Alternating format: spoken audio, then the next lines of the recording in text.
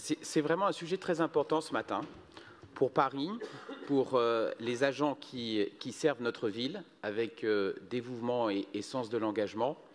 Et c'est un débat très important aussi pour les Parisiens eux-mêmes, puisqu'il s'agit de la qualité des services municipaux parisiens. Et je ne peux que déplorer ce matin, de nouveau, l'absence de Madame Hidalgo, maire de Paris, alors qu'on traite d'un sujet qui a été si mal traité depuis de trop nombreuses années par votre équipe municipale. On va lui apprendre les règles. Je suis navré de devoir de nouveau revenir sur ce point-là, mais que Madame Hidalgo soit présente à nos séances et il n'y aura plus lieu d'en faire la remarque. Rien. Ni personne d'ailleurs. Il s'agit donc ce matin de l'avenir des services municipaux parisiens. Et malheureusement, nous ne pouvons que constater, et c'est assez paradoxal d'ailleurs pour une équipe socialo-communiste écologiste, la casse de ce service municipal parisien. Car enfin, le seul point d'accord que nous aurons vraisemblablement ce matin avec M. Ferraud, qui a pris la parole en préambule de ce débat, c'est qu'il faut rappeler les éléments de contexte. C'est ses propres mots et j'y adhère pleinement. Mais c'est ensuite que nos chemins vont diverger. Quel est le contexte, en effet?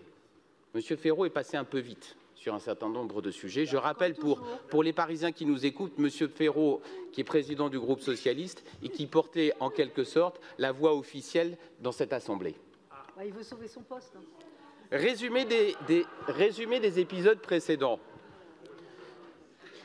En août 2019, la loi de transformation de la fonction publique est votée. Que fait le maire de Paris, qui était déjà à l'époque Madame Hidalgo? Elle ne se précipite pas. Ah non, non, non. Au contraire, au lieu d'essayer de la mettre en œuvre, elle se dit, ben non, ça va me poser problème. Déjà, j'ai des problèmes de grève régulièrement dans mes services, surtout pas avant l'élection municipale. Parce que l'élection municipale, c'est dans quelques mois. Donc je n'y touche pas. Je laisse la bombe à retardement. Et je fais traîner. Exactement. Et j'enlise le dossier. Se passe l'élection municipale. Ah, là, tout d'un coup, c'est vrai, il y a cette loi. Il faudrait peut-être voir à l'appliquer. Bon. Première solution qui est apportée par l'exécutif municipal, c'est une solution très générale. On l'a dit ici même, devant cette Assemblée, notre groupe Changer Paris, avec notre présidente Rachida Dati, nous avons dit c'est une solution qui n'a aucune garantie de sécurité juridique. Vous allez vous faire planter devant le tribunal administratif. Il ne faut pas louper. Ça n'a pas raté. Ça n'a pas raté. Pourquoi ? Mais votre solution, la suggestion ville-capitale, comme vous l'avez appelée, elle était tellement générale qu'elle ne pouvait pas passer devant le juge administratif. C'était d'une évidence flagrante, au point d'ailleurs qu'on pourrait même soupçonner un certain cynisme. Vous avez voulu jouer les jolis cœurs devant les agents de la ville en prétendant défendre leurs intérêts, tout en sachant pertinemment que votre solution ne passerait pas la barre du juge administratif. Le résultat, c'est que, de nouveau, vous avez été censuré par le juge et que vous venez nous présenter ce matin une nouvelle solution. Alors, pardon, mais quand j'entends M. Ferraud parler de ville de Paris déterminée à soutenir ses agents, c'est tout le contraire. Il ne sait pas ce que c'est. Quand j'entends la suggestion ville-capitale qui aurait pu être justifiée par les problèmes de transport, c'est ce qu'a dit M. Ferraud, les transports spécifiquement liés à la ville de Paris. Ben, c'est vrai que si la maire de Paris avait mis un plan de circulation, peut-être qu'on circulerait mieux à Paris et peut-être que ses agents mettraient un peu moins de temps pour rejoindre leurs emplois.